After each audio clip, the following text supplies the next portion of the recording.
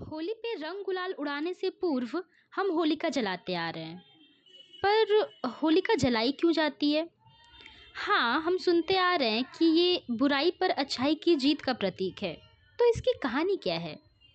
ये कहानी मनुष्यता के ऐसे ही एक परम पवित्र भावना पर आधारित है जिसे प्रेम कहा जाता है। और प्रेम का भी सबसे शुद्ध रूप और सबसे महत्वपूर्ण ऊंचाई है भक्ति। गाथा है असुर कुल में जन्मे एक ऐसे बालक की भक्ति की भावना पर जिसकी शुद्धता पर श्री हरि भगवान विष्णु भी मोहित थे। हिरण्यकश्यप ने प्रजापति भगवान ब्रह्मा की आराधना की, भयंकर तप किया। वर्षों के तप के बाद ब्रह्मा प्रकट हुए और उन्होंने कहा, मैं तुम्हारी इस कठोर तपस्या से बहुत प्रसन्न हूँ, मुझसे कोई वर मांगो, यानी कि वरदान मांगो। हिरण्यकश्यप ने इसी दिन के लिए तो घोर तप किया था। उसने बगैर कोई समय गवाए कहा, हे भगवान, मैं अमर होना चाहता हूँ। ब्रह्मा जी सुनकर चौंक गए। वे उसके अंदर की धूर्तता को भी भाप गए थे। उन्होंने कहा, वत्स, मैंने ये सृष्टि भले ही बनाई है, लेकिन इसकी कुछ मर्यादाएं हैं। किसी को भी मैं अमृतत्व का वरदान नहीं दे सकता। ये मेरी सीमाएं से बाहर है। इसके अतिरिक्त तुम जो भी मांगोगे मैं अवश्य दूंगा। हिरण्यकश्यप ने फिर चालाकी लड़ाई, और चालाकी किससे? ब्रह्मा जी से। उसने कहा कि ईश्वर, अमृतत्व नहीं, बस मुझे वरदान दीजिए कि ना मैं घर के बाहर मरूं, ना घर के अंदर, ना रात में ना दिन में। ना मनुष्य मार सके मुझे, ना पशु। ना अस्त्र से मैं मरूं, ना शस्त्र से। ना मैं धरती पे मरूं और ना ही आकाश में। उसकी चालाकी देखकर भगवान मन ही मन मुस्कुराए और उन्होंने कहा, तथास्तु। वरदान प्राप्त करने के बाद राजा हिरण्यकश्यप ने सोचा कि अब तो उसे कोई मार नहीं सकता। इसी दुर्बुद्धि के कारण वो पृथ्वी को अपने अत्याचार से आतंकित करने लगा। देवताओं की पूजा पर रोक लगा, अपनी पूजा करवाने लगा पूरी धरती पर। उसके आतंक से डरे लोग उसकी पूजा करने लगे। पर नियति नियति को कुछ और ही मंजूर था। उसके परिवार में उसका अपना पुत्र प्रहलाद, उसने अपने पिता की पूजा ना करके परम पूज्य भगवान विष्णु की पूजा करना शुरू किया।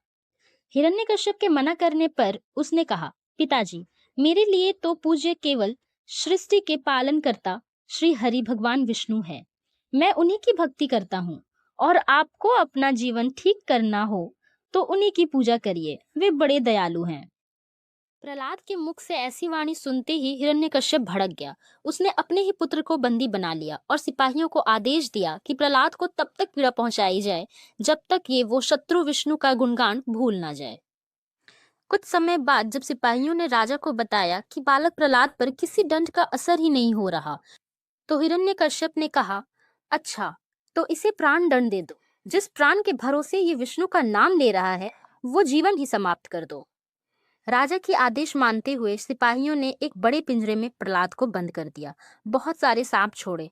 आश्चर्य की बात यह है कि वे सांप काटने के बजाय उसके चारों तरफ घेरा बनाकर उसकी रक्षा करने लगे। इस बात की चर्चा जब गांव-गांव गली-गली पहुंची कि हिरण्यकश्यप हमारे राजा अपने पुत्र प्रहलाद को इसलिए मारना चाहते हैं क्योंकि वो श्री हरि विष्णु का भक्त है, तो हिरण्यकश्यप की एक बहन थी, होलिका। उसने कहा, भैया, मेरे पास एक वरदान में मिली हुई चादर है जिसे ओढ़ने के बाद अग्नि का कोई प्रभाव नहीं पड़ता। मैं प्रहलाद को लेकर अग्नि में बैठ जाती हूँ। चादर के कारण मैं तो बच जाऊंगी, प्रहलाद मर जाएगा और आपका कष्ट खत्म हो जाएगा। हिरण्यकश्यप को ये सुझाव बहुत अच्छा लगा। उसने सिपाहियों से कहा कि भयंकर अग्नि कुंड जलाओ। होलिका प्रहलाद को गोद में लेकर बैठी, लेकिन ईश्वर का चमत्कार यूं हुआ कि होलिका के शरीर से वो चादर फिसलकर भक्त प्रहलाद के ऊपर गिर गया। प्रहलाद बच गए और होलिका जलकर मर गई। तभी से हम हर वर्ष होलिका जलाते हैं। बुराई पर अच्छाई की जीत होती ही है, इसे स्मरण रखने के लिए। इधर ये देखकर हिरण्यकश्यप आग बबूला हो गया। उसने कहा, अब मैं इसे स्वयं मारूंगा। सिपाहियों से सूर्यास्त के समय प्रहलाद को बुलवाया और अपनी घर की चौखट पर आकर कहा, अब बता, कहाँ है तेरा विष्णु? प्रहलाद ने कहा, पिताजी, भगवान तो सब जगह हैं। आप भी कहिए, ओम नमः भगवते वासुदेवाय, कहीं ना कहीं से प्रकट हो जाएंगे।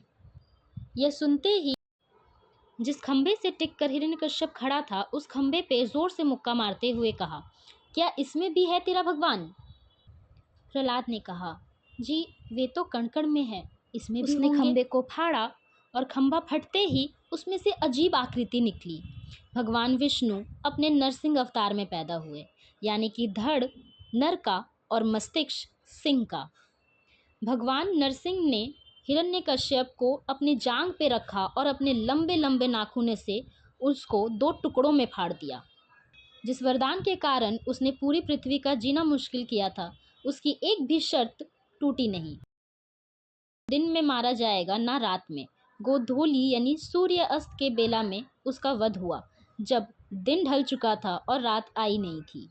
न घर के बाहर न घर के भीतर, भगवान ने घर की चौखट पर उसको मारा। तीसरी शर्त, ना नर मारेगा ना पशु। भगवान नरसिंह आधे नर थे आधे पशु। न अस्त्र मारेगा न शस्त्र, इसलिए अपने नाखूनों से मारा। इस प्रकार दुनिया को एक बड़े दुष्कर्मी की आतंक से मुक्ति मिली। तो ये थी होलिका दहन के पीछे की कहानी। आप सभी को होलिका दहन की हार्दिक शुभकामनाएं।